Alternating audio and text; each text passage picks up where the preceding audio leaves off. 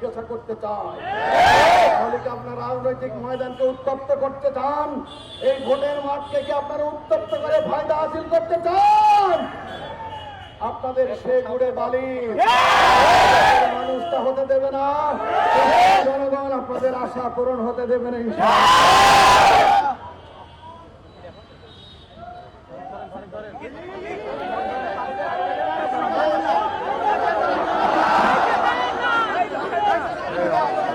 দর্শক এই মুহূর্তে দেখছি আমরা আসলে উনি